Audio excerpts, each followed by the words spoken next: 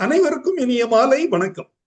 Form graduates forum சார்பில் தொடர்ந்து நடத்தப்படும் இன்று ஒரு தொழில்நுட்பம் நிகழ்ச்சிக்கு உங்கள் அனைவரையும் வருக வருக என வரவேற்கிறேன். இன்றைய நிகழ்ச்சியில் கொய்யா சாகுபடி தொழில்நுட்பங்கள் தொடர்பான தகவல்களை வழங்கிட சிறப்பு விருந்தினராக இங்கே வருகை புரிந்துள்ளார் டாக்டர் TN பாலமோகன் அவர்கள். தற்போது கேள்வி நேரம் ஆரம்பமாகிறது. முதலில் நமது குழுவின் மூத்த உறுப்பினர் திரு கந்தசாமி அவர்களை தனது கருத்துக்களை சுருக்கமாக தெரிவிக்குமாறு அன்போடு கேட்டுக்கொள்கிறேன். இன்றைய தினம் மருத்துவர்கள் கூறுவது, இன்றைய தின நிலவரப்படி பழங்களிலே மிகச்சிறந்த பழம் கொய்யா பழம் என்று மருத்துவர்களே எடுத்துக் கூறுகிறார்கள். இப்பொழுதுதான் கொய்யா பழத்தின் சிறப்புகளை நாம் அதிகமாக உணர்கிறோம்.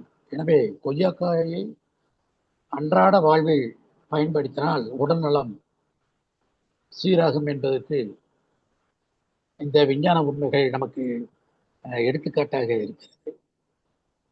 ஒரே ஒரு கேள்வியை மாத்திரம் அவருக்கு கேட்டுக்கொண்டு நான் விடைபெறுகின்றேன்.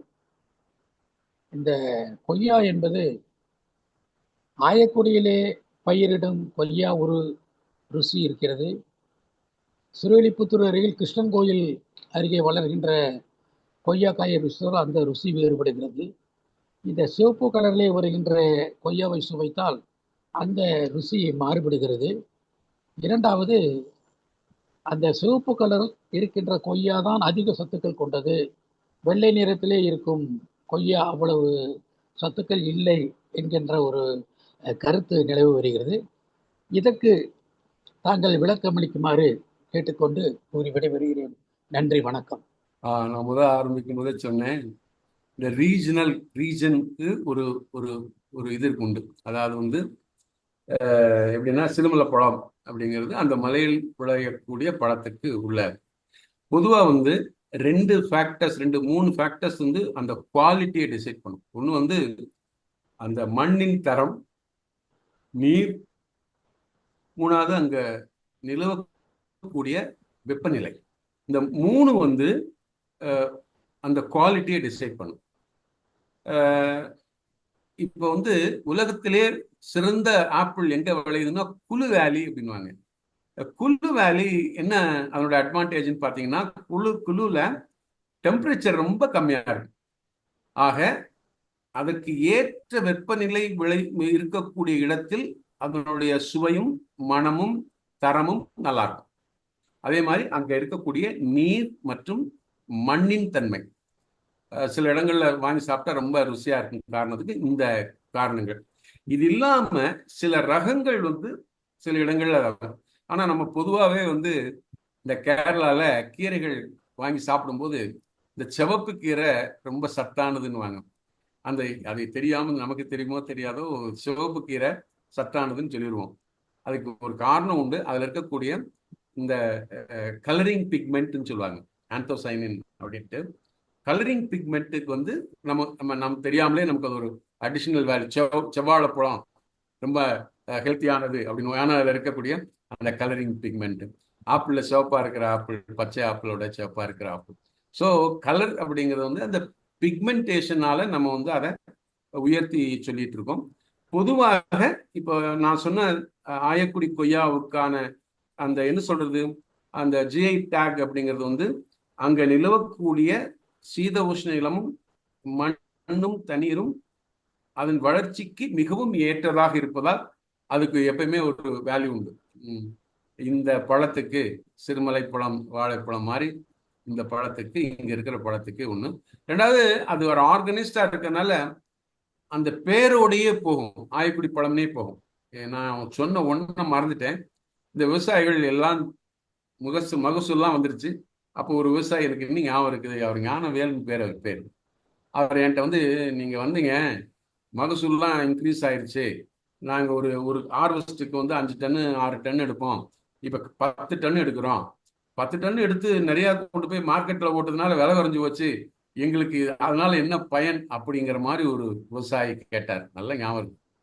அப்போ நான் எக்ஸ்போர்ட் பண்ணுறதுக்காக வேண்டி மகேசன் அப்படின்னு ஒருத்தர் இருந்தார் அங்கே, பொள்ளாச்சிக்காரர். அவரை கூட்டிட்டு இந்த விவசாயிகளோட பேச விட்டு, கல்ஃபுக்கு கொய்யா கொண்டு போறதா இருந்தால் என்ன தரம் அவங்க கேட்குறாங்கன்னு சொல்லிட்டு இதை நான் அவங்களோட கனெக்ட் பண்ணி விட்டேன். அப்போ சில விவசாயிகள்லாம், சார் அதெல்லாம் நம்ம பொறுக்கி கொடுக்க முடியாது சார், சின்ன சின்ன காயெல்லாம் பெரிய காயெல்லாம் பொறுக்கி கொடுத்தோம்னா மீதியை விற்க முடியாது அப்படின்னாங்க. ஒரு ஒரு பெரிய இது வந்து இளைஞர்களுடைய என்ன சொல்றது பங்களிப்பு அப்படிங்கிறது ரொம்ப முக்கியமான ஒன்று. நான் அதை உணர்ந்தேன். எப்போ அப்படின்னா, அவர் கேட்ட மாதிரியான தரத்திற்கு அப்போ இருந்தக்கூடிய 7-8 இளைஞர்கள் சேர்ந்து கொய்யாப்பழத்தை கொடுத்து கேரளா வழியாக அது கல்ஃப் கண்ட்ரிக்கு போச்சு. அந்த விவசாயிக்கு, அந்த ஒரு 7-8 விவசாயிகளுக்கு முதல்ல மகேசன் அப்படிங்கிறவர் கொடுத்த விலை வந்து 30 ரூபா ஒரு கிலோவுக்கு கிரேட் பண்ணி கொடுத்தப்போ. கிரேட் பண்றதும் தரம் பிரித்து தரத்தை உயர்த்தி கொண்டு போனா மட்டும்தான் விவசாயிகளுக்கு ஒரு நல்ல டீசென்டான பிரைஸ் கிடைக்குமே ஒழிஞ்சு, ஃபார்ம் கேட் பிரைஸ்ன்னு சொல்லுவாங்க, போய் தோட்டத்துல இருந்து எடுத்துக்கிட்டு கொண்டு போய் பழத்துக்கெல்லாம் கண்டிப்பா விவசாயிகளுக்கு காசு கிடைக்கும். அப்போ முதலாக நான் வைத்திருந்த 25 விவசாயிகள் ஒரு 10 விவசாயிகளுக்குள்ளதான் ஒரு 7-8 பேர் இருப்பாங்க. அவங்க ஹார்வெஸ்ட் பண்ணி கிரேட் பண்ணி அதுக்கு மேல வந்து ஒரு இது மாதிரி நெட் போட்டு அந்த விவசாயிக்கு, அந்த வியாபாரிக்கு மகேசனுக்கு கொடுத்து அது கேரளா கொண்டு போய் ஏறி 30 ரூபாய்க்கு அங்க போய் இறங்க அவர்கிட்ட வாங்கி கொண்டு போனார். என்ன ஒரு பெரிய அதிசயம் நடந்தது என்றால், அவர் மகேசன் வந்து ஆயக்குடி கொய்யாவுக்கு பெரிய டிமாண்ட் இருக்கு எங்க கல்ஃப் கண்ட்ரீஸ்லன்னு சொல்லிட்டு அவர் வந்து தொடர்ந்து வாங்க ஆரம்பிச்சார். ஒரு வருடம் அந்த விலையை வந்து நம்ம நினைச்சே பார்க்க முடியாது. ஒரு கிலோ 40 ரூபாய்க்கு அவரே வாங்க ஆரம்பிச்சிட்டாரு. லோக்கல் மார்க்கெட் 8 ரூபாய் இருந்த மார்க்கெட் 20 ரூபாய் 25 ரூபாய்க்கு வந்துருச்சு. எப்போ ஒரு விவசாயி தன்னுடைய பொருளை பலதரப்பட்ட வியாபாரிகளுக்கு கொடுப்பதற்கான முயற்சியில் ஈடுபடும் போதுதான் விலையை வந்து மேலே ஏற்றி கொண்டு போக முடியும். ஒரே பயிர் இருந்தா எங்க ஏற்ற மாட்டாங்க. அப்போ விவசாயிகளோ மற்றவங்க இந்த மாதிரி எக்ஸ்போர்ட் பண்றவங்களுக்கு அவங்களோட சேர்ந்து வேலை செஞ்சா மட்டும்தான் பலதரப்பட்ட வியாபாரிகள் உள்ளுக்கு வருவாங்க. அப்போ 4 பேர் வரும்போது ஒரு விலை, 40 பேர் வந்தா இன்னும் கூட விலை. அப்படித்தான் இந்த ஆயக்குடி கொய்யா 10 ரூபாயில் இருந்த கொய்யாவை 40 ரூபாய்க்கு கொண்டு விட்டோம். இப்போ அது 40-50 ரூபாய்க்குலாம் அப்படியே நின்றுட்டு இருக்கு. இது எதுக்கு சொல்ல வரேன்னா, எப்போ நம்ம வந்து மார்க்கெட்டை விரிவுபடுத்துகிறோமோ, தரத்தை வந்து ஃபோக்கஸ் பண்ணி தரமான பொருட்களை பிரித்து கொடுக்கிறோமோ, அப்போ மட்டும்தான் விவசாயிகளுக்கு நல்ல விலை கிடைக்குமே ஒழிஞ்சு, யாராவது ஒருத்தர் வந்து கடையில இருந்து அவங்க தோட்டத்துல இருந்து எடுத்துட்டு பிடிங்கி போனாருன்னா 10 ரூபா தான், 15 ரூபா, அதுக்கு மேல விற்க முடியாது. ஏன்னா எவ்வளவு தரமான பொருட்கள் இருக்குன்னே தெரியாது. அப்ப தரம் என்னென்ன, ஃபர்ஸ்ட் கிரேட் என்ன, செகண்ட் கிரேட் என்ன தெரியாம இருக்கும்போது ஒரு மொத்தமா குத்து மதிப்பா 10 ரூபாய்க்கு எடுத்துக்கிறேன் அப்படின்னு தான் சொல்லுவாங்க. ஆக விவசாயிகள் தரம் பிரிப்பதற்காக பல மிஷின்ஸ் எல்லாம் இருக்கு. அதை கிரேடிங்க்கு ஏகப்பட்ட எக்யூப்மெண்ட்ஸ் இருக்கு. அது இப்ப அதெல்லாம் யாருமே கேட்கறதே கிடையாது. விலை வாங்கி கொடுங்கன்னா எப்படி விலை வாங்கி கொடுக்க முடியும்? தரத்தை பிரித்து கொடுத்தால் விலை நிர்ணயம் பண்ணுவதில் அவங்களுக்கு ஒரு பங்களிப்பு இருக்கும். அது இல்ல, வியாபாரியே அறுவடை பண்ணிட்டு அவனே எடுத்துட்டு போனான்னா எங்க போய் இவங்க தரணும்? ஸோ இன்னியும் அந்த விவசாயிகள் வந்து தொழில்நுட்பத்தை எம்ப்ரேஸ் பண்ணணும். அப்படி பண்ணா மட்டும்தான் அவர்கள் அடுத்த நிலைக்கு செல்வார்கள் என்பது என்னுடைய தாழ்மையான கருத்து. நன்றி டாக்டர், உங்கள் தகவலுக்கு நன்றி. கந்தசாமி சார் கேட்ட மாதிரி திருநெல்வேலி அப்படின்னா அல்வா அதை சொல்லுவாங்க, மணப்பாடு அப்படின்னு சொன்னா முறுக்குக்கு சொல்றாங்க, கன்னியாகுமரி மாவட்டம் அப்படின்னு சொன்னா மட்டி வாழைப்பழத்துக்கு சொல்லுவாங்க, அதே போல பன்ருட்டி அப்படின்னு சொன்னா பலா. இவ்வாறு ஒவ்வொரு பழங்களுக்கோ அல்லது ஒவ்வொரு பொருட்களுக்கும் ஒரு இடத்துக்கு ஒரு மதிப்பு இருக்குது. அந்த இடத்துல அதற்கு சில தேவையான விஷயங்கள் அங்கு அமைந்திருப்பதனால, இயற்கையிலே அமைந்திருப்பதனால, குறிப்பாக திருநெல்வேலியில் உள்ள தாமிரபரணியில் தாம்பரம் அதிகமாக இருக்கிறது. அந்த காப்பர் சத்து வந்து இந்த அல்வாவுக்கு உரிய சுவையை கொடுக்கிறது அப்படின்னு சொல்றாங்க. அந்த மாதிரி தான் இந்த விஷயத்தை நான் கருதுகிறேன். அடுத்ததாக திரு ராம், உங்களை அறிமுகப்படுத்தி கொண்டு உங்கள் சந்தேகங்களை கேட்கலாம். சார், நான் வண்டவாசியில் இருக்கேன். நானு ஒரு 5 ஏக்கர்ல வந்து பல மரங்கள் வச்சிருக்கிறேன். கொய்யாவும் ஒரு குறைஞ்ச அளவுல வச்சிருக்கேன் நானு. என்னுடைய சந்தேகம் வந்து சார், நாங்கள் இயற்கை முறையில் வளர்க்குறோம் சார். நாங்கள் வந்து ஆர்கானிக் சர்டிஃபைடு ஃபார்மரு. இப்போ விதை மூலம் உற்பத்தி பண்றோம்ல, கண்ணை உற்பத்தி பண்றோம்ல, அதனுடைய விளைச்சலுக்கும் இப்போ ஒட்டு மூலம் வர செடிகளுக்கு விளைச்சலுக்கும் வித்தியாசங்கள் இருக்குமா சார்? விதை மூலம் பண்றதுனால அட்வான்டேஜ் என்னன்னு தெரிஞ்சுக்க ஆசைப்படுறேன் சார். பொதுவா நீங்க விதையை யூஸ் பண்ணீங்கன்னா எந்த ரகம் அப்படின்னு உங்களால டிசைட் பண்ண முடியாது. ஏன் அப்படின்னா, ஓப்பன் பாலினேஷன்ல அந்த ரகத்திலிருந்து போலன் ஆகலாம், இல்லைன்னா வேற போலன் ஆகலாம். இது ஒரு பிரச்சனை. அதாவது நீங்க இந்த ரகம்னு வெளியே விற்க முடியாது. உங்க ரகம் வந்து உதாரணத்துக்கு என்னோட ரகம் வந்து அலகாபாத் சஃபயர் அப்படின்னு சொல்ல முடியாது. உங்க ரகம் வந்து லக்னோ 46 இல்லை 49 சொல்ல முடியாது. விதைகளிலிருந்து வரும்போது கோலன் விழுவதை பொறுத்து அதன் தரம் இல்லைன்னா அந்த அந்த ரகத்தோட நிலை மாறிவிடும். அப்போ இது ஒண்ணு. ரெண்டாவது, விதைகளிலிருந்து போட்டு வளர்த்தீங்கன்னா 4-5 வருஷம் ஆகும் காய்க்கிறதுக்கு. அது மெச்சூர் ஆகிறதுக்கு லேட் ஆகும், அதாவது ஃப்ளவர் ஆகிறதுக்கு லேட் ஆகும். இந்த 2. மூணாவது,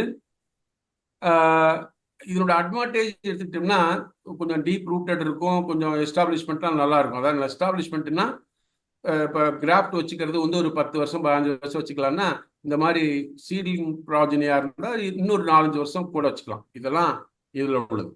இன்னைக்கு கிராஃப்ட்ல என்ன அப்படின்னா, ஒட்டுக்கட்டுதல் இல்லைன்னா லேயர்ல என்ன அப்படின்னா, எந்த ரகத்தை எடுத்து போடுறோமோ அந்த ரகத்தோட தன்மை அப்படியே இருக்கும். இப்போ நீங்க யூஸ் பண்ற ரகம் வெரைட்டி வந்து மல்லிகா லலித்னா லலிதா தான் இருக்கும், அர்க்கா கிரன்னா அர்க்கா கிரனா இருக்கும், சிட்டிடார்னா சிட்டிடார் தான் இருக்கும். எந்த ரகமோ அந்த ரகத்தை முழுமையாக 100% அதில் இருக்கு. ஆனால் விதையிலேருந்து போட்டது வருமா வராதுன்னு சொல்ல முடியாது. ஏன்னா அதில் வந்து போலன் என்ன போலன் விழுகுதோ அதை பொறுத்து மாறுபடும். ரெண்டாவது வந்து இந்த கிராஃப்ட் எல்லாம் வந்து 2 வருஷத்துலேயே 3 வருஷத்துலேயே காய்க்க ஆரம்பிச்சோம். சிலதெல்லாம் கரெக்டாக பண்ணாங்கன்னா, நல்ல ஃபர்டிலைசர்லாம் பண்ணீங்கன்னா 1.5 வருஷத்துல காய்க்க ஆரம்பிச்சோம். சீக்கிரமா காய்ச்சல் 2. மூணாவது வந்து நீங்க இதை வெட்டுறதுக்கு ப்ரூனிங்க்கு இது ஹைலி அமனபிள். கிராஃப்டட் பிளான்ஸ்லாம் ப்ரூனிங் அப்படிங்கிறது வந்து கவாத்து என்ன ஷேப்ல வேணாலும் கொண்டு வரலாம், அதை ஈஸியா மெயின்டைன் பண்றதுக்கு எல்லாரும். ஆக பொதுவாக ஒரு விவசாயி இந்த ரகத்தை ஒரு வியாபாரத்துக்கு கொண்டு போகணும்னா கிராஃப்டட் பிளான்ட்டால மட்டும்தான் போக முடியும். இதுல ஒண்ணு. ரெண்டாவது, இப்போ உதாரணத்துக்கு உங்க ஏரியால நிமட்டோடு இருக்குன்னு வச்சுங்களேன். நிமட்டோடுக்கு ரெசிஸ்டன்டான ரூட் ஸ்டாக் இருந்ததுன்னா அதுல நமக்கு என்ன ரகம் வேணுமோ அதை கிராஃப்ட் பண்ணி இல்லைன்னா பட் பண்ணி கொண்டு வந்துடலாம். அப்ப டெக்னிக்கலா அப்பர் ஹேண்ட் எடுக்கணும்னா பிளான்ட் வந்து நீங்க வந்து கிராஃப்ட் பண்ணியோ இல்லைன்னா இந்த மாதிரி பட் பண்ணியோ பிளான்ட்ஸ் தான் பெஸ்ட். அதனால எப்பயுமே வந்து நீங்க இயற்கை விவசாயத்துல எல்லாம் ரேட்டு சாப்பிட்றவனுக்கு ருசி இல்லாம ஒரு நார்மலா கண்ட்ரி ஃப்ரூட்டா இருந்துச்சுன்னா வாங்க மாட்டாங்க. அதான் சார் இப்போ போய் சொன்னார், சிவப்பு கையாக்கு தான் மதிப்பு இருக்கு அப்படின்ட்டு. அதனால நாம வந்து மோஸ்ட் ஆஃப் த பையர்ஸ் வந்து தே கோ பை அந்த என்ன லுக், அந்த கலர் லுக் டேஸ்ட்லாம். அது எங்க பாசிபிள்னா கிராஃப்டட் பிளான்ஸ்ல மட்டும்தான் possible. Okay sir. Thank you sir. Sir இன்னும் ஒரு கேள்வி கேட்கலாமா? டைம் இருக்குமா? கேளுங்க. சார் இப்போ வந்து நான் வெவ்வேறு ரகங்களை பக்கத்துல வச்சுன்னு வச்சுங்களேன், அது வந்து பழத்தோட தன்மையை வந்து ஒரு காலகட்டத்தில் மாத்திருமா? அது இல்ல அதனுடைய அந்தந்த ரகத்தினுடைய தன்மைகள் அப்படியே இருக்குமா? இல்ல, போலன் விழுகிறதுனால ரொம்ப சேஞ்சஸ் எல்லாம் இருக்காது. அதாவது பக்கத்துல ஒரு வெரைட்டி இருக்கு, அந்த போலன் விழுகிறதுனால சேஞ்சஸ் இருக்காது. அதுல இருந்து எடுக்கக்கூடிய விதையை போட்டு பிளான்ட் பண்ணீங்கன்னா அதுல சேஞ்ச் இருக்கும். ஒண்ணு. ரெண்டாவது வந்து போலன் விழுகிறதுனால ஃப்ரூட்டோட குவாலிட்டி என்ஹான்ஸ் ஆகும். அதான் சொல்லுவாங்க, தேனீ இருந்து தேனீக்கள் மகரந்தத்துக்கு உதவி செய்தால் பழங்களின் எண்ணிக்கையும் அதிகமாகும், பழத்தோட சுவையும் நல்லா இருக்கும். போலன் விழுந்துச்சுன்னா போலன் விழாம கிடைக்கக்கூடிய பழத்துல இருந்ததை விட போலன் விழுந்து கிடைக்கக்கூடிய பழம் நன்றாக இருக்கு. அதனால ஒன்றும் மாறப்போறது இல்லை. அப்படி கிராஸ் ஆகுறதுனால அந்த விதைகளை நம்ம எடுத்து போட்டு யூஸ் பண்ண போறோம், திருப்பி நம்ம கிராஃப்ட் தானே போறோம். அதனால எந்த ஒரு தீமையும் விளைவதில்லை. நீங்க இந்த இது சொல்லுவாங்க, என்ன சொல்றதுன்னா இந்த ஜிஎம் பிளான்ட்னு சொல்லிட்டு, கொய்யால எல்லாம் அந்த மாதிரி இல்லாததுனால நம்ம அதை பத்தி ரொம்ப பெருசா பயப்பட வேண்டிய அவசியம். ஜெனடிக்கலி மாடிஃபை பிளான்ட்லாம் கோவால இல்லை, அதனால பயப்பட வேண்டிய அவசியம்.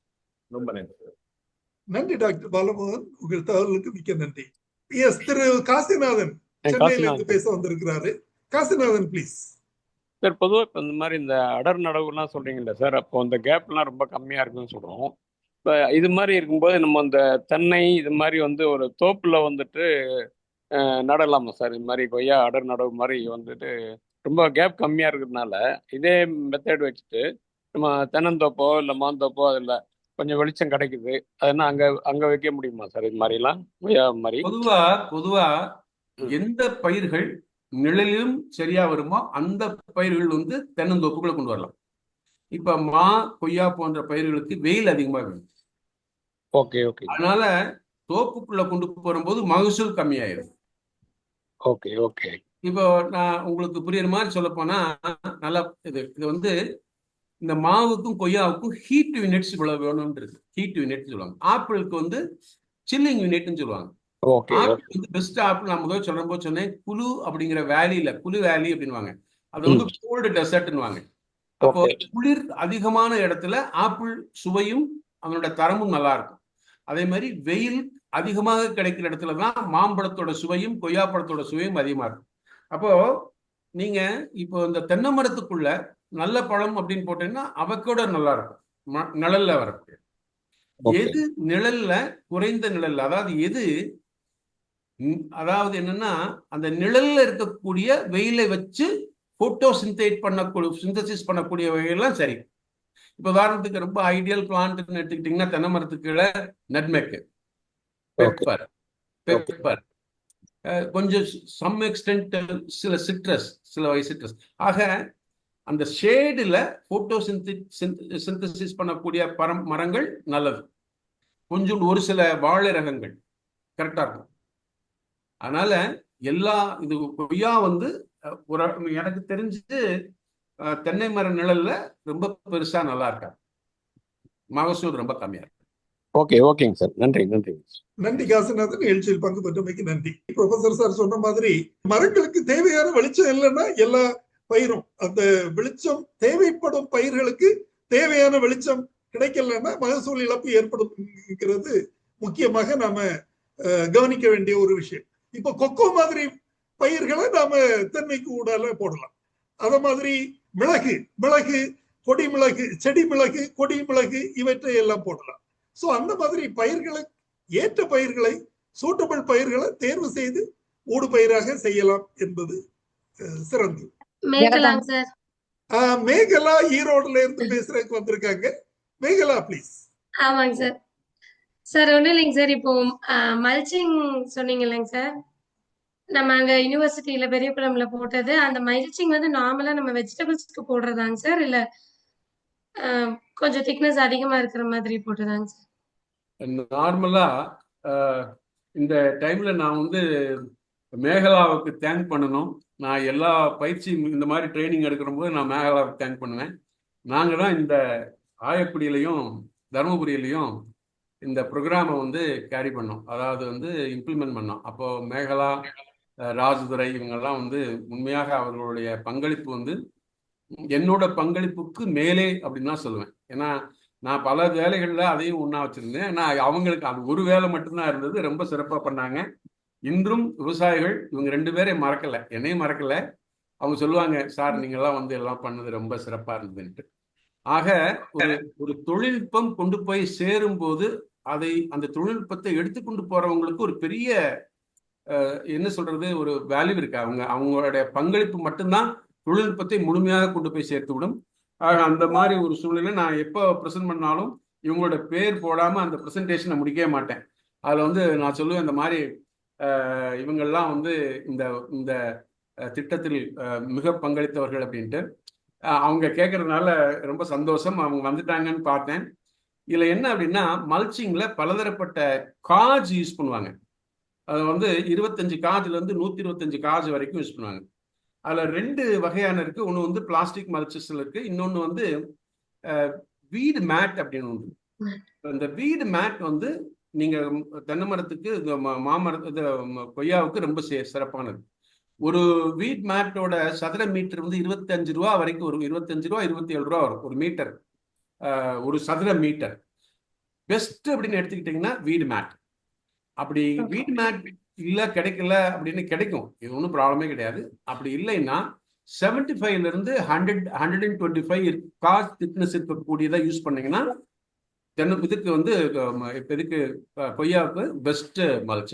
நீங்க இப்போ நம்ம அங்க யூஸ் பண்ணது வந்து எவ்வளவு நாள் அந்த டியூரபிலிட்டி இருந்ததுங்க சார்? அதாவது வந்து ஒரு 100 காஜ் யூஸ் பண்ணீங்கன்னு வச்சுங்களேன், ஒரு 2 to 3 years யூஸ் பண்ணலாம். நல்லா யூஸ் பண்ணாங்கன்னா மெயின்டெனன்ஸ் இருந்துச்சுன்னா இன்னும் 1 or 2 years கூட போகும். திக்னஸ் கூட இப்போ வந்து 25 காஜ் வந்து ஒரு கிராப், 50 காஜ் 2 கிராப், அதாவது வெஜிடபிள்ஸ் 2 கிராப், இப்படியே போகும். அப்போ ஒன்ஸ் வந்து மரங்கள் பெருசாகி நிழல் விழுக ஆரம்பிச்சிருச்சுன்னா அது கெட்டு போறது, அதாவது அதனோட தன்மை இழப்பு குறைஞ்சு போயிருக்கு. ஸோ அதனால திக்னஸ் வந்து குறைஞ்சது வந்து ஒரு 100 காஜ் இருந்துச்சுன்னா நல்லா இருக்கும். பெஸ்ட் மெட்டீரியல் அப்படிங்கிறது வந்து வீட் மேட். வீட் மேட் கொஞ்சம் காசு கொஞ்சம் கூட இருக்கும். அதை நீங்க பயன்படுத்தினீங்கன்னா அந்த ரிசல்ட் வந்து ரொம்ப என்கரேஜிங்கா இருக்கும். கிட்டத்தட்ட 3-4 வருஷம் என்னோட நண்பர் போட்டிருந்தார். 4 வருஷம் வரைக்கும் ஒன்றும் கெட்டு போகலைன்னாரு. அதனால ஓகே வீட் மேட் பெஸ்ட். சார். இந்த சைடு ஏதாவது மாடல் ஃபார்ம்ஸ் மாதிரி இருக்காங்க சார்? நம்ம இங்க லோக்கல்ல ஃபார்மர்ஸை கூட்டிட்டு போய் பார்க்குற மாதிரி நம்ம ஈரோடு, கோயம்புத்தூர் இந்த சைடு நமக்கு அல்ட்ரா ஐடென்சிட்டி போட்டு அன்னூர்ல சக்சஸ்ஃபுல்லா ஒருத்தர் இருந்தாரு. அன்னூர்ல மனோகரன் அப்படின்னு ஒருத்தர் இருந்தாரு. கோயம்புத்தூர்ல இருக்காங்க. கோயம்புத்தூர்ல நிறைய பேர் இருக்காங்க. நீங்க இந்த பக்கம் கோயம்புத்தூர் கூப்பிட்டு வந்தீங்கன்னா நான் அந்த அட்ரஸ் தரேன், நீங்க அவங்களை போய் பார்க்கலாம். ஓகேங்க சார். நன்றி திருமதி மேகலா. நிகழ்ச்சியில் பங்கு பெற்றமைக்கு மிக்க நன்றி. திருமதி மேகலா அவர்கள் ஈரோடு மாவட்ட தோட்டக்கலை துணை உதவி இயக்குனர் சார். உதவி இயக்குனருங்க சார். உதவி அது எங்க மெயில் இயக்குனராக ஐடியில கனெக்ட் ஆனது. ஓகே ஓகே நன்றி. சாரோட ஸ்டூடெண்ட் இல்லையா நீங்க? ஆமாங்க சார், ஆமாங்க. ஓகே, மிக்க மகிழ்ச்சி. நிகழ்ச்சியில் பங்கு Thank you, sir. பெற்றமைக்கு மிக்க மகிழ்ச்சி.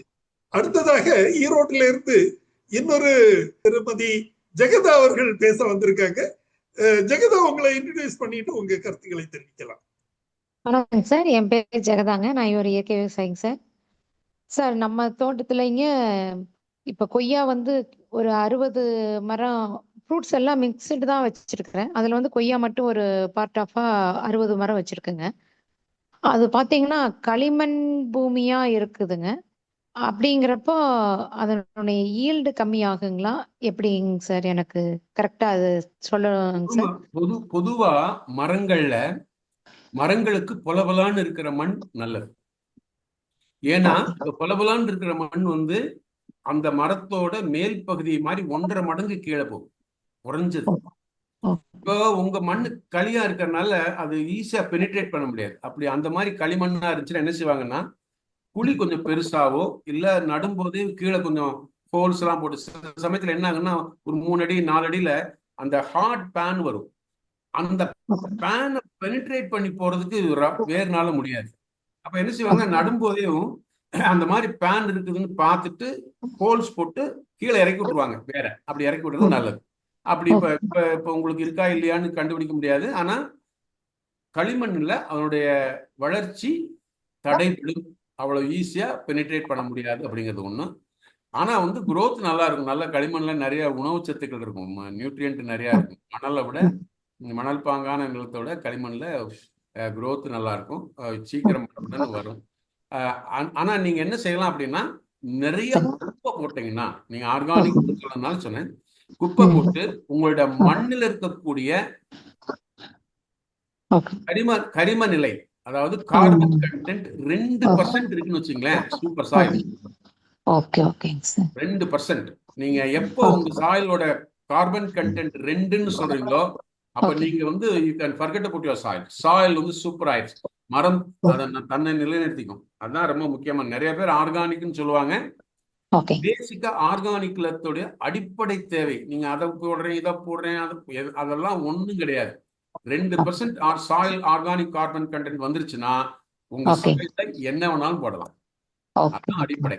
அது நோயை தாங்கக்கூடிய சக்தி அதுக்கே வந்துடும். நீங்க ஒரு சில விட்டுட்டா கூட பாத்துக்கணும். அதை பார்த்து திடகாத்திரமான சாயிலில் ஒரு திடகாத்திரமான கன்றுகள், பழங்களோ காய்கறிகளோ இருக்கும். ஆனா சாயில் வீக்கா இருந்துச்சுன்னா நீங்க என்ன செஞ்சாலும் ஒண்ணும் பண்ண முடியாது. அதனால சாயிலை என்ரிச் பண்றது ரொம்ப முக்கியம். அதான் சொல்லுவாங்க, விவசாயிகள் ஆர்கானிக்கா போறவங்க என்ன செய்வாங்கன்னா, ஒரு 3 வருடம் தொடர்ந்து அதுல கூட போடக்கூடிய உரத்தை போட்டு அதனோட கார்பன் கண்டென்ட்டை 1%க்கு 2% கொண்டு வந்துட்டாங்கன்னா அவங்க வந்து அதை அச்சீவ் பண்ணிட்டாங்க. அவனோட குழந்தைகளுக்கு சிறந்த நிலத்தை கொடுப்பதற்கான நிலை அதுதான். ஆர்கானிக்கா பண்ணி கொண்டு போய் அதை விளையவே இல்லைன்னா கொண்டு போய் கொடுத்தா அவங்க அடுத்து வித்துட்டு போயிடுவாங்க. என்ன ஒண்ணுமே விளைய மாட்டேங்க, நான் எடுத்து வச்சுக்கிட்டு. ஸோ என்னைக்கு சாயில் இருக்கக்கூடிய கரிம நிலை 2% வருதோ அப்போ உங்க சாயில் வந்து சூப்பர் சாயில். ஓகே சரி, இன்னொரு கேள்விங்க சார். சார் சொல்லியிருந்தாருங்க மிளகு அதுல பயிரிடலாம் அப்படிங்கிற மாதிரி, அது எப்படிங்க சார் அந்த மாதிரி பண்ணுவாங்க? தென்னைமரம் இருந்து தென்னைமர நிழல் இருந்தால் மிளகை பயிரிடலாம். இல்ல, அது எதுல ஏத்தி விடலாம்? எந்த மாதிரி? தென்னைமரத்துல ஏத்தி விடலாம். தென்னைமரத்துக்கும் இன்னொரு தென்னைமரத்துக்கும் இடையில தேவைப்பட்டுச்சுன்னா கிளிரிசிடியா அப்படிங்கிற மர கண்ணை நட்டு அதுல ஏத்தி விடலாம். அந்த மாதிரி. இல்லைன்னா வெறும் கோலை வாங்கி யூஸ் பண்ணலாம். கோல் இப்ப ஒரு 7 அடிக்கு ஒரு சாதாரண போலை வாங்கி நட்டு அதுல ஏத்தி விடலாம். நான் போன வாரம் தான் கேரளாவுக்கு போயிட்டு வந்தேன். மண்ணுத்தியில இருக்கக்கூடிய கல்லூரிகள்ல பார்த்து எல்லாமே மரத்துல கல்லுல எல்லாம் ஏற்றி விட்டுருந்தாங்க.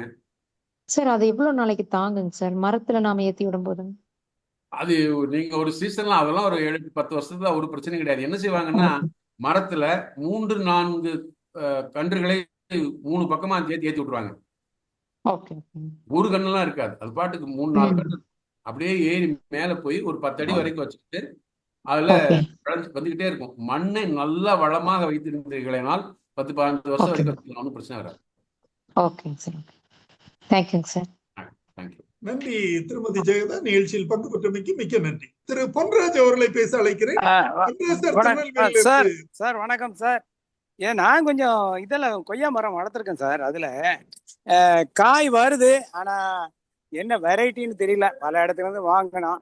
ஆக்சுவலா அது நல்ல குரோத் இருக்கு 2 இயர்ஸ்ல. கொஞ்சம் உருண்டை கல், ஆனா வெர்ஜின் தான். நல்ல வளர்ந்து குரோத் எல்லாம் இருக்கு. காய் நிறைய பூக்கள் 2 இயர்ஸும் ஆச்சு. இப்போ இந்த அக்டோபர் வந்தா 2 இயர்ஸ் ஆகுது. குரோத்து நல்லா இருக்கு, ஆனா பூக்கள் நல்லா வரமாட்டேங்குது. ஒவ்வொரு காய் வருது, இப்பதான் சிறுசா வருது. என்ன பண்ணலாம் அதுக்கு? உரம் போட பெரிய உரம் போடுறது இல்லை. அதுல போன வருஷம் வச்சோம் கொஞ்சம் அந்த ஆர்கானிக்கு, இந்த வருஷம் கிடைக்க மாட்டேங்குது. அது வைக்கிறதுக்கு ஆளு, அது வேற பிரச்சனை. இது என்ன பண்ணலாம்? அதுக்கு ஏதாவது ஸ்ப்ரே ஏதாவது பண்ண முடியுமா? அந்த growth ஹார்மோன் மாதிரி நார்மலா வந்து ஒரு ஹார்வெஸ்ட் முடிஞ்ச உடனேவும் இந்த குழந்தைகளுக்கு கிராப் அடிப்பாங்க, மங்கி கிராப். அது மாதிரி 1 அடி 3/4 அடி விட்டு வெட்டி விடுறது சுத்தி. நீங்க கவாத்து பண்ண சொல்றீங்க இல்லையா? கவாத்துன்னு அது இன்னும் பண்ணல. 2 இயர்ஸ் ஆச்சு வளர்த்துமேட்டு. ஆனா நல்லா இருக்கு, செடிகள்லாம் நல்லா இருக்கு. இல்ல அது என்னன்னா சார், செடி நல்லா இருக்கிறதுக்கும் கவாத்துக்கும் சம்பந்தம் இல்லை. அது சரி. மாலை நுனியில இருந்து பூ வரும், டெர்மினல் ஃபிளவர்ஸ் அப்படின்னா. நுனியில இருந்து. கொய்யால சைடுல இருந்து தான் பூ வரும், சைடுல ஃபிளவர்ஸ் வரும்.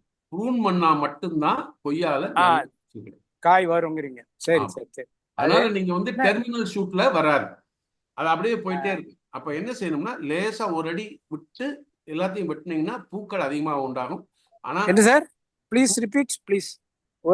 ஒரு அடி விட்டு, அதாவது நுனியில இருந்து 1 அடிக்கு கீழே வெட்டி விடணும். வெட்டி விட்டுறலாம், ப்ரூன் பண்ணிடலாங்கிறீங்க. அதே மாதிரி நிறைய உரம் கொடுத்தா தான் உரம் கொடுக்கணும்.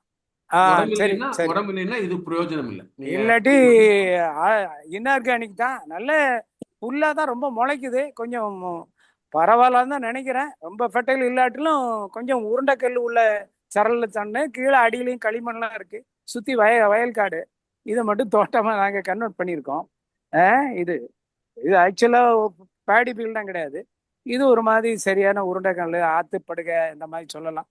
எப்படி வேணாலும் இருக்கலாம். நீங்க உரம் கொடுத்தா காய்க்கும், உரம் கொடுத்தா காய்க்கும் இல்லையா? சரி, இது வந்து ஹெவி ஈல்டர். ஒரு கொய்யா கிட்டத்தட்ட 30-40 கிலோ வரைக்கும் கிடைக்கும்.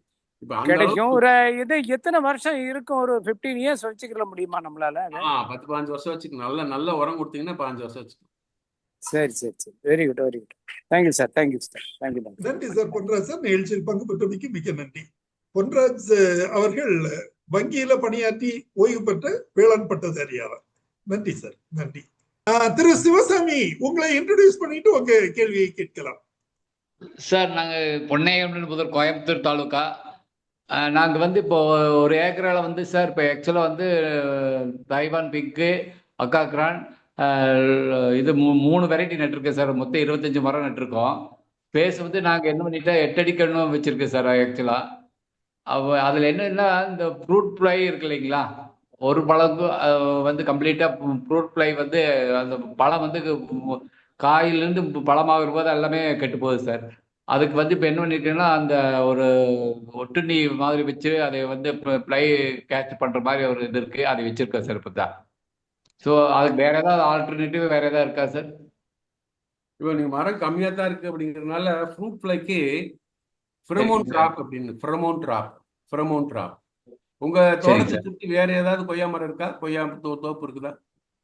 இல்ல சார், அது இல்லைங்க சார். ஆக்சுவலி நாங்க ஆர்கானிக் தான் பண்ணிட்டு இருக்கோம். எந்த கெமிக்கலும் போடுறதில்ல, எல்லாமே கெமிக்கல் இல்லாமலே பண்ணலாம். கெமிக்கல் இல்லாம பண்ணலாம். ஒண்ணு வந்து ஃபெரோமோன் ட்ராப், அதாவது காயில வரக்கூடிய பழம் ஈயை கட்டுப்படுத்துறதுக்கு ஃபெரோமோன் ட்ராப் அப்படின்னு இருக்கு. அந்த ட்ராப் வச்சீங்கன்னா அந்த பூச்சிகள்லாம் போய் அந்த ட்ராப்குள்ள விழுந்து செத்து போயிருக்கு. இது ஒண்ணு. ஆனா நீங்க வருதா வராதான்னு கண்டுபிடிக்க முடியாது. காய்க்க ஆரம்பிச்சு பழுக்கிறதுக்கு ஒரு மாசத்துக்கு முன்னாடி இந்த டிராப் வச்சு பூச்சி இருக்கான்னு கண்டுபிடிச்சிட்டு அந்த பூச்சிகளை கவர்ந்தீங்கன்னா ஓரளவுக்கு அந்த பழங்களை காப்பாற்றலாம். இது வந்து நீங்க தொடர்ந்து பண்ணிட்டு இருந்தா மட்டும்தான் தெரியும். திடீர்னுலாம் கண்டுபிடிக்கலாம் முடியாது. இது அந்த பழகி வந்து கண்ணுக்கு தெரியாதது. நீங்க லென்ஸ்ல வந்து கண்ணுக்கு தெரியாது. ஒண்ணு. ரெண்டாவது, காய்கள் கம்மியா இருந்துச்சுன்னா அதுல கவர் போட்டீங்கன்னா இந்த பூச்சி போய் அதை போய் ஓட்டக்கூடாது. இது எப்படி கண்டுபிடிக்கணும்? பழங்கள்லாம் வந்துச்சுன்னா பழுத்த பின்னாடி பழுத்து சாப்பிடுற சமயத்துல ஒரு குண்டூசி குத்துனா ஒரு சின்ன புள்ளி ஒருமை, அந்த புள்ளி இருக்கிற இடத்துலதான் அந்த முட்டை உழுக்குது. பழம் பழுத்தா இந்த குஞ்சு பறிக்கும். பழம் பழுத்துருச்சு குஞ்சு பறிச்சிடும். ஒண்ணு பழத்தை காயிலே சாப்பிட்டுட்டா ஒரு பிரச்சனையும் கிடையாது. பழுத்துருச்சுன்னா உள்ள குஞ்சு இருக்கும். அதனால காய்கள் வந்து இந்த எலுமிச்சம்பழ சைஸ்ல இருக்கும்போது கவர் போட்டுருவாங்க. ரெண்டு காரணம். ஒண்ணு வந்து அதுல வந்து டீ மஸ்கிட்டோ பக்குன்னு சொல்லுவாங்க. இந்த அம்மை பார்த்தது மாதிரி புள்ளி புள்ளியா வந்துடும். அந்த பக்கு அந்த ஸ்டேஜ்ல அந்த வந்து ஒரு காய் எலுமிச்சம்பழ சைஸ் இல்லைன்னா முட்டை சைஸ்க்குள்ள இருக்கும் போதேவும் சிறுசா இருக்கும் போதேவும் கவர் போட்டுருவாங்க. கவர் போட்டீங்கன்னா உங்களுக்கு 2 பூச்சியும் வராது. பழம் கரெக்டா வந்துடும். ஆனா கவருக்கு 50 பைசா ₹1 வரைக்கும் செலவாகும் அந்த கவர் போடுறதுக்கு. இல்லை இன்னும் கிடைக்கும். அது வந்து ஃப்ரூட் டெக் அப்படின்னு ஒரு இது இருக்குது கம்பெனி. அவங்கள்ட்ட கேட்டா அனுப்பி விடுவாங்க. ஃப்ரூட் டெக்னு கம்பெனி இருக்கு. கவர் கிடைக்கும். நீங்க பூச்சி மருந்து வாங்குறவங்கள்ட்ட போய் கேட்டீங்கன்னாலும் அவங்களே கவர் வாங்கி கொடுப்பாங்க. இல்லைன்னா நான் அந்த அந்த கம்பெனி என்ன ஒன்னா ஒரு 1000 கவருக்கு மேலன்னா கொஞ்சம் சீப்பா இருக்கும். 1000 கவருக்கு உள்ள வாங்கினீங்கன்னு வச்சிங்களேன் கொஞ்சம் காசு கூட சொல்லுவாங்க. அப்படி அவர் வேணும் அப்படின்னீங்கன்னா இது வந்து ராமன் இவர் வந்து ஃப்ரூட் டெக் கவர் அப்படின்வாங்க. பழத்துல போடுற கவர். கொய்யாப்பழம் சொன்னீங்கன்னா அதுக்கு கவர் இருக்குது. மாம்பழத்துக்கு கிட்டத்தட்ட ₹1.5 ஆகும் ஒரு கவருக்கு. கொய்யாப்பழம்னா அவ்வளவு வராது. 50 பைசால இருந்து 70 பைசா பக்கத்துல வரும். நீங்க அந்த கவர் வாங்கி போட்டீங்கன்னா இந்த பூச்சியோ இதான் வராது. Okay sir. நாங்கள் அது கேட்ச் பண்ணுறதுக்குன்னு அது வச்சிருக்க பார்த்தா இந்த ஒரு 10 டேஸ் முன்னாடி தான் அது கிடச்சிது. நான் இந்த இதில் ஒரு நெட்டில் பார்த்து வாங்கினேங்க. அதை வச்ச பின்னாடி இப்போ ஒரு கேட்ச் பண்ணுற அந்த இதில் ஒவ்வொன்றிலையும் பார்த்தீங்கன்னா 10 ஈ 20 ஈ மேலே விழுந்துட்டு இருக்குது சார். அதில் அதுக்கு பேர் வந்து ஃபெரோமோன் ட்ராப் அப்படின்னு. ப்ரமோட் ட்ராப் தான் சார். அதில் இப்போ அதான் பார்த்தோம். இப்போ அது வாங்கி மாட்டு முன்னாடி இப்போ ஒரு அளவுக்கு இருக்குது சார். அது போக இழந்த மரம் வச்சிருக்கேன் சார். அது பெரிய இழந்தை இருக்கு இல்லைங்களா? ஆமாம், அதுக்கு வச்சிருக்கேன் சார். அதுலயும் இதே பிரச்சனை வந்திருக்கு சார். அதுக்கு ரெண்டுக்குமே இதே இது வைக்கிறதே போதாது. போதாதுங்களா? இது வைக்கிறது போதும். Okay sir. அப்புறம் சார் இதுக்கு ஏதாவது கெமிக்கல் இல்லாம இந்த ஆர்கானிக்ல வேற ஏதாவது வைக்கணுமா சார்? எப்படி ஆர்கானிக் அப்படிங்கிறது நிறைய குப்பை போடுங்க போதும். நல்லா குப்பை போடுங்க. நாங்க எல்லாமே இதுதான் சார் வச்சிட்டு இருக்கோம். ஏதோ மாட்டு எருவு, அந்த இலை நம்ம பசுந்தாள் உரம் இருக்கு இல்லைங்களா?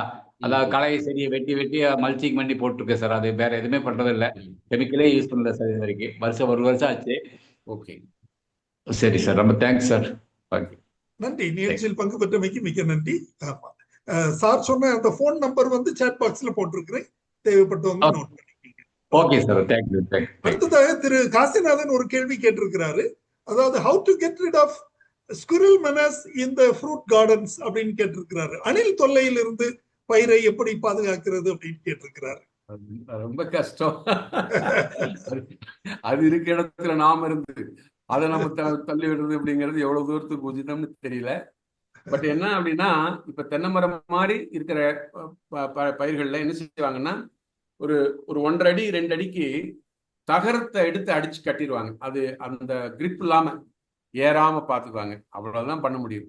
தென்னை மரமா இருந்தா நம்ம என்ன செய்யலாம்னா அந்த மாதிரி மரத்துல இருந்து 2 அடிக்கு தகரத்துல போட்டு அந்த அணில் கால் வச்சா பிடிக்காத அளவுக்கு பண்ணிக்கலாம். That's only way. இந்த ட்ராப், அந்த ஸ்டிக்கி ட்ராப் ஏதாவது உதவுமா சார்? ஸ்டிக்கி ட்ராப் தெரியலங்க சார். அது இன்னும் யூஸ் பண்ற மாதிரி எனக்கு தெரியல. ஆனா நார்மலா வந்து இந்த மாதிரி தென்னை மரத்துக்கு மட்டும்தான் அது பண்ணுவாங்க. அது இந்த குரங்கு ஏறுறதுக்கு, அதே மாதிரி இந்த இதே பேர்னா மிளகு ஏறும் போதே ஒரு 10 அடியில ரெஸ்ட்ரிக்ட் பண்ணோம்னா மேல அது தகடு அடிச்சு விட்டுருவாங்க. அதனால அதுக்கு மேல மிளகு ஏறாது. அதை 10 அடிக்கு வந்து ஒரு ஏணியை வச்சு அதுல ஏறி மேல போயிடுவாங்க ஹார்வெஸ்ட் பண்றதுக்கு. மிளகு வந்து 10 அடியா யூஸ் பண்ற மாதிரி பார்த்துப்பாங்க. நன்றி சார். டெக்னாலஜி இருக்கிற மாதிரி தெரியல. ஆனா நிறைய மரம் இருந்துச்சுன்னா ஷேர் ஆகிக்கும், ஒன்றும் பெரிய பிரச்சனை கிடையாது. ஒரு மரம் 2 மரம் இருந்துச்சுன்னா தான் பெரிய பிரச்சனை. மற்றபடி ஒரு 50 மரம் 100 மரம் இருந்துச்சுன்னா அப்புறம் அது சாப்பிட்டு போக நம்மளும் எடுத்துக்கலாம். நன்றி சார். ஜோசன், ஒரே ஒரு கேள்வி மட்டும் கேட்டுட்டுமா? திரு ராம், உங்களுடைய கேள்வியை கேட்கலாம் சார். இந்த இது கவாத்து பண்றோம்ல சார், இந்த ப்ரூனிங் பண்றது வந்து கிட்டத்தட்ட எல்லா பல வகைகளுக்கும் ஒரே மாதிரி தானே? இப்போ சப்போட்டா இருக்கு, மா பண்றோம், கொய்யா பண்றோம் இல்லையா? இதுக்கு கவாத்து பண்றது வந்து கிட்டத்தட்ட வழிமுறைகள் ஒரே மாதிரி தான் இருக்குமா சார், இல்ல வெவ்வேறு? இல்ல. அதாவது டெர்மினல் ஃபிளாஸ்க்கு ஒரு மாதிரியும், அதே மாதிரி செகண்டரி அதாவது சைட்ல வரக்கூடிய பிரான்ச்சஸ்க்கு ஒரு மாதிரி இருக்கு. இப்போ வந்து மாவுக்கெல்லாம் ரெகுலரா ஒவ்வொரு வருஷமும் பண்ணுமா அப்படின்னா ஹைடென்சிட்டில மட்டும் பண்ணுவாங்க, மற்றபடி பண்ண மாட்டாங்க. ஆனா கொய்யாவுக்கு வருஷம் பண்ணலாம், தப்பு இல்லை. ஏன்னா எதுல வந்து சைட் ஷூட்ல இருந்து பூக்குதோ அந்த இதுல வந்து ரெகுலரா ப்ரூன் பண்றது ஈல்டு என்ஹான்ஸ் பண்றதுக்கு யூஸ்ஃபுல்லா இருக்கும். எது டெர்மினல் ஷூட்ல இருந்து பூக்குதோ அதை ரெகுலரா நீங்க அதிகமா வெட்டி விட்டீங்கன்னா காய்க்காது. ஸோ ஒவ்வொன்றுக்கும் ஒரு மெத்தட் இருக்கு, எல்லாத்துக்கும் ஒரே மாதிரி இல்லை. சார், இது சம்பந்தமா படிக்கிறதுனா என்ன, எங்க சார் பார்க்கலாம் அந்த டீடைல்ஸ் எல்லாம்? வந்து இப்போ சப்போட்டாக்கு எப்படி பண்ணணும், மாவுக்கு எப்படி பண்ணணும்? ஏன்னா மாவுக்கு நீங்க ஒரு செஷன் எடுத்திருந்தீங்க சார், முன்னாடி நான் அட்டன் பண்ணியிருக்கேன். அது ரொம்ப நல்லா இருந்தது அந்த செஷன். அப்ப கிஷான் ஏதோ அந்த ஒரு ஏதோ குரூப் சார், அது அதுல பண்ணியிருந்தீங்க. இப்ப சப்போட்டாக்குன்னா அது இது மாதிரி சார், அது எப்படி பண்ணணும்? சப்போட்டா வந்து நீங்க வந்து ப்ரூன் பண்றது அப்படிங்கிறது எவ்வளவு உச்சிதம் தெரியல. ஏன்னா அது எறும்பெல்லாம் இருக்கு. நார்மலா என்ன செய்வாங்கன்னா சென்டரை ஓப்பன் பண்ணி விடுவாங்க, ஹைட்டை வந்து கட் பண்ணி விட்டுருவாங்க, ஹைட் ரொம்ப மேல போகாம பாத்துவாங்க. சில மரங்களை சிறுசா வச்சுக்கிட்டு இருந்தா மட்டும்தான் நம்மளால மரத்தை மேனேஜ் பண்ண முடியும். மரம் வந்து நீங்க தென்னை மரம் மாதிரி 40 அடி, இப்போ தென்னை மரமே பிரச்சனையே இருந்தது. காரணம் என்ன, 40 அடி 50 அடி அதை ஒண்ணுமே நீங்க ரீச் பண்றதே முடியாது. மரம் அப்படிங்கிறது கமர்ஷியலா பண்ணக்கூடிய மரம் நம்ம சொல்ற மாதிரி வச்சுக்கணும் அப்படிங்கிறது ரொம்ப அவசியம். ஒரு மரம் 8 அடிக்கு மேல 10 அடிக்கு மேல போச்சு வச்சுங்க, இனிமேலாம் ஏறி புடுங்கிறதுக்குலாம் ஆள் கிடைக்காது. ஆமா சார், இப்ப ஆளே இல்ல. ஆமா சார். அதே போல இந்த ஃப்ரூட் போடுற மாதிரி. அப்போ நம்ம வசதிக்கும் நம்மகிட்ட இருக்க மிஷினுக்கும் நம்மளுக்கு தகுந்த மாதிரி ஒரு மரத்தை நம்ம மெயின்டைன் பண்ணா மட்டும்தான் அது கமர்ஷியல் வயபிளா இருக்கும். நீங்க ஒரு 50 அடி 60 அடி முளைஞ்சுன்னா மரத்துக்கு மருந்தடிச்சாவே கேட்கக்கூடாது. அது ஆர்கானிக்கா இருந்தாலும் சரி, இன்ஆர்கானிக்கா இருந்தாலும் சரி, ரீச்சே ஆகாது. அப்புறம் எங்க கண்ட்ரோல் ஆக போகுது? அப்போ ஒரு மரத்தை நம்ம சாகுபடி பண்ற போது அது நமக்கு தகுந்த மாதிரி இருக்கிற மாதிரி இருக்கணும். நம்மகிட்ட இருக்க கேஜெட்ஸ்க்கு அது கரெக்டா செட் ஆகணும். அப்படி இல்லை அப்படின்னா நம்ம கை விட்டு போயிடும். அப்புறம் நீங்க அதில் ஒன்றும் பண்ண முடியாது. அதனால மரத்தை வந்து ஹைட்டு கரெக்டா மெயின்டைன் பண்ணணும். அது எந்த மெத்தட்ல ப்ரூன் பண்றோமோ அந்த மெத்தட்ல கரெக்டா ப்ரூன் பண்ணணும். வருஷம் பண்ணணும்னா வருஷம் பண்ணணும், இல்லைன்னா ஒரு வருடம் விட்டு பண்ணணுமா? அப்படி பண்ற போது என்ன அந்த தொழில்நுட்பத்தை வந்து இது பண்ணணும்.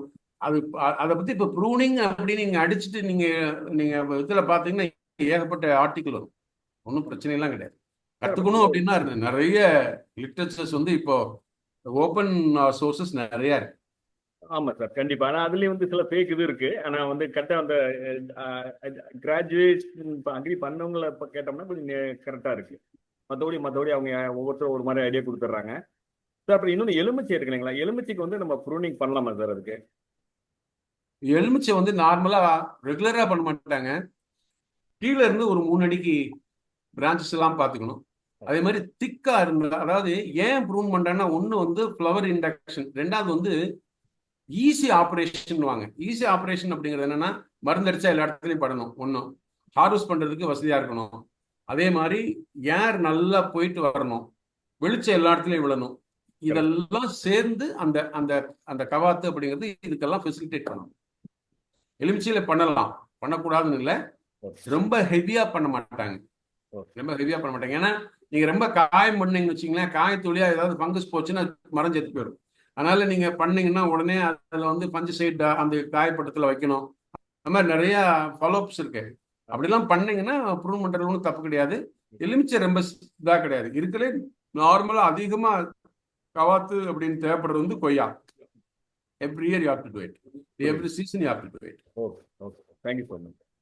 நன்றி திரு ராம், நிகழ்ச்சியில் பங்கு பெற்றமைக்கு நன்றி. அடுத்ததாக தமிழ்நாடு அரசின் வேளாண்மை துறையில் கூடுதல் இயக்குநராக பணிபுரிந்து ஓய்வு பெற்ற முன்னாள் அதிகாரி டாக்டர் இளங்கோவன் அவர்களை பேச அழைக்கிறேன். சார், தினந்தோறும் நம்ம தொழில்நுட்பங்களை கத்துக்கிறதுக்கு பல வாய்ப்புகள் இந்த சாருடைய யூடியூப் ரொம்ப அருமையான சாதனமா இருக்கு.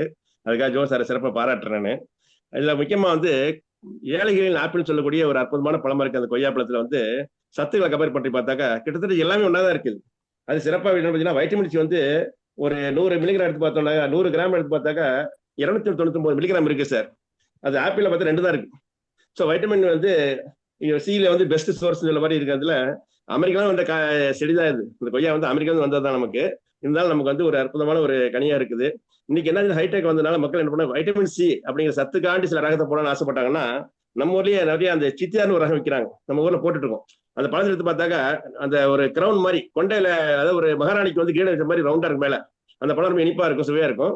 அது வந்து இது சீட்லெஸ் சித்தான்னு இருக்கு. அதுல அது பார்த்து 204 மில்லிகிராம் இருக்கு வைட்டமின் சி. இதே மாதிரி லக்னோ பாண்டியன்ல 130 கிராம் தான் இருக்குது. இந்த ரெட் பேப்பர்ல ஒரு 386 மில்லிகிராம் இருக்குது vitamin C. So vitamin C சாப்பிடணும். தினசரி தேவையில்லை நமக்கு வைட்டமின் சி ஈஸியா கிடைக்கிற ஒரு சோர்ஸா இருக்குது. இந்த லலித்னு ஒரு ரகம் இருக்குது பார்த்தா இனிப்பு சுவைக்காண்டி ஒரு 11-12 டிஎஸ் இதுல பிரிக்ஸ் மீட்ல வச்சு பார்த்துட்டு இருக்குது.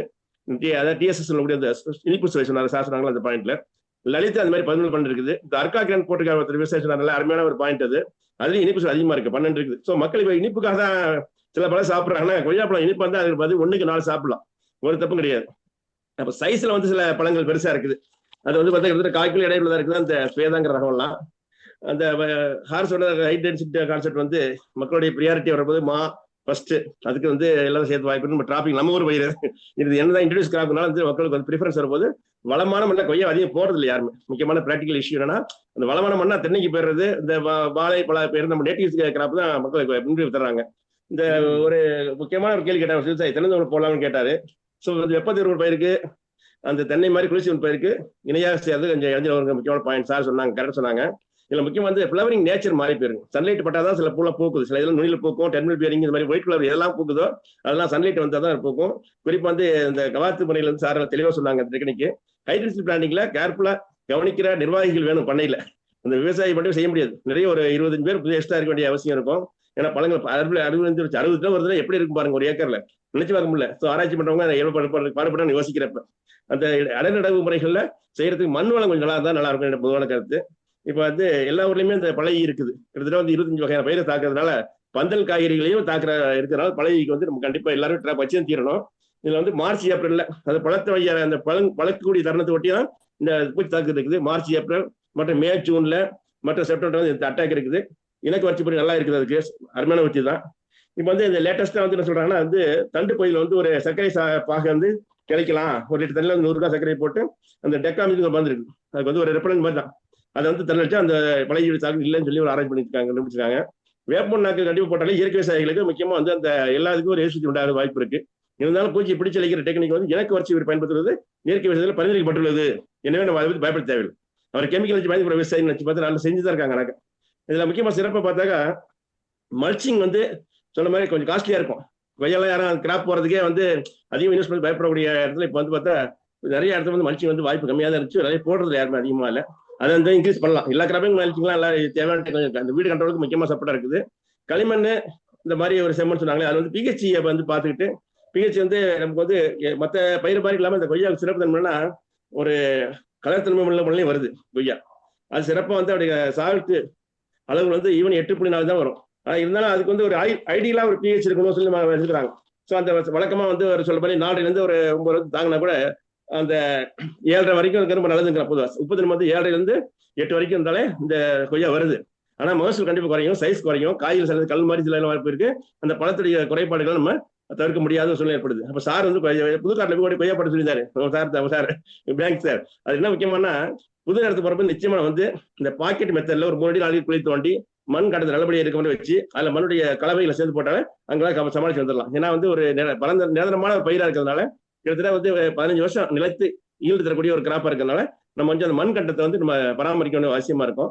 அது சரளங்கள்லாம் வருது, ஓடையில வரும், சுண்ணாம்புல வருது, அது பிரச்சனை இல்லை. செம்மண் நடந்து காத்துட்டு தான் அருமையா வருது. முக்கியமான கருத்து 1000 மில்லிமீட்டர் மழை வந்து நல்லா அருமையா நடந்தான். அது 1000 மில்லிமீட்டர் ஹைட்லயே வருது. இந்த கிராப் ஒரு ஸ்பெஷாலிட்டி வந்து பனி தாங்காதுங்க. ஸோ பனி அடிக்கிற போது அப்படியே மகசூல் கம்மியா போயிருது. முருங்கையும் பனி தாங்காது. அது ஒரு முக்கியமான ஒரு குணாதிசயம் இருக்கனால சில பகுதிகளில் அது வந்து வராதுக்கு ஒரு முக்கியமான காரணமாக சொல்லலாம். அது இப்போ வந்து நமக்கு பெஸ்ட் பெர்ஃபார்மன்ஸ் பார்த்தா நிச்சயமா பிஹெச் வந்து 5 தான் இருக்கணும். சார் சொன்னாங்க இந்த ஆர்கானிக் இன்க்ரீஸ் பண்ண சொன்னாங்க இல்லையா. ஸோ ஆர்கானிக் அந்த கண்டென்ட்டுக்கு வந்து இன்க்ரீஸ் பண்ண பிஹெச் எதுவும் நீட்டில் இருக்கிறதுனால எல்லா பயிருக்குமே வந்து ஏற்றதா இருக்குது. ஆர்கானிக் மெத்தட்ஸ் ஆர்கானிக் டெக்னிக்ஸ் தான் இல்லை. நமக்கு வந்து இந்த பழைய மாதிரியே இந்த யாரும் கண்டுக்காம இருக்குது டீ மோஸ்ட் அது சொல்லிட்டாங்க, குட்டிக்கிட்டே பூச்சி மாதிரி இருக்கும், கொஞ்சம் ஒரு தாக்குது மாதிரி இருக்கும். ஸோ இந்த இலையை வந்து நிறைய பயன்படுத்த மழை. ஸோ வந்து பார்த்தீங்கன்னா நம்ம வந்து ஒரு உணவுக்கே கூட அது வந்து ஒரு தேயிலையெல்லாம் தயார் பண்ணுறாங்க, டீ தயார் பண்ணுறாங்க, கொழுந்து சாப்பிடலாங்கிறாங்க, இடுப்புல தான் இருக்குது. அது இந்த பூக்கிறதுக்கு உரிய சூழ்நிலை யார் சார் கேட்டாங்க, பூக்கிறத வந்து இன்க்ரீஸ் பண்ணுறதுக்கு வந்து ஜிபர்லிக் ஆசிட் தெளிக்கலாம்னு சொல்லி ரெக்கமெண்டேஷன் இருக்குது அதில். ஸோ ஜிபர்லிக் ஆசிட் ஒரு வளர்ச்சி ஊக்கி தான் அது.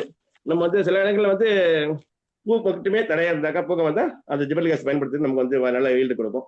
இந்த ஃப்ரூட் செட்டிங் வந்து நமக்கு வந்து கிட்டத்தட்ட ஒரு 100 நாள்ல வந்துருது, 120 நாள்ல. அந்த ஃப்ரூட் செட்டிங் பீரியட்லயே நம்ம வந்து இந்த தோட்டத்துல எந்த பழமும் விழுந்துடக்கூடாது, கீழே விழுந்த பழத்தை பொறிக்கணும். ஏன்னா அது முக்கியமா அதான் ஆதாரமா வந்து இந்த பழையுடைய இனத்தை பெருக்கி அந்த மேக்கெட் சொல்லக்கூடிய அந்த குட்டி இனங்களை வந்து அதிகமாக டெவலப் பண்றதுக்கு அது உத்தேசம் இருக்கனால அந்த தோப்பு சுத்தம் முக்கியமா தேவைப்படுது.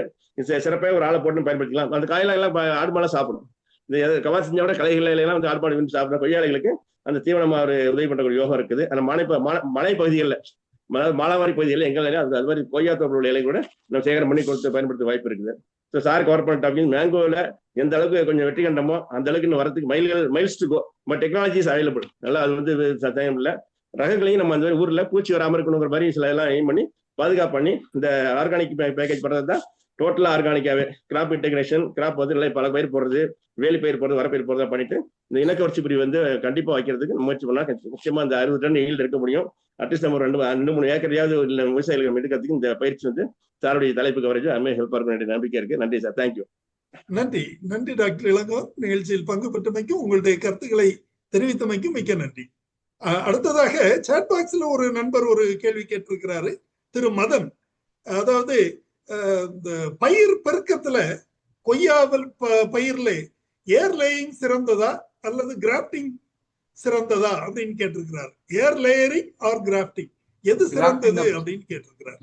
ஏர் லேயரிங் கூட கிராஃப்டிங் பெட்டர். ஏன்னா ஏர் லேயரிங்ல வந்து டேப் ரூட் இருக்காது, கிராஃப்ட் பண்ணும்போது டேப் ரூட். அதனால டேப் ரூட் கிராஃப்டட் பிளான்ட்ஸ் எப்பவுமே பெஸ்ட் ராதர் தென் லேயரிங். நன்றி டாக்டர். இன்றைய நிகழ்ச்சி ஒரு சிறப்பான நிகழ்ச்சியாக அமைந்திருந்தது. ஒரு நல்ல தகவலை தாங்கி வந்த ஒரு நிகழ்ச்சியாக அமைந்திருந்தது. இந்த தகவலை நமக்கு சிறப்பாக வழங்கிய டாக்டர் TN பாலமோகன் அவர்களுக்கு எனது நெஞ்சார்ந்த நன்றியினை தெரிவித்துக் கொள்கிறேன். மேலும் இன்றைய நிகழ்ச்சியில் பங்கு பெற்று பல்வேறு கருத்துக்களையும் சந்தேகங்களையும் கேட்டு பல கருத்துக்கள் அனைவருக்கும் சென்று சேர உதவிய அனைத்து பங்கேற்பாளர்களுக்கும் எனது நன்றியினை தெரிவித்துக் கொள்கிறேன். இன்றைய நிகழ்ச்சியத்துடன் நிறைவு பெறுகிறது. நன்றி, வணக்கம்.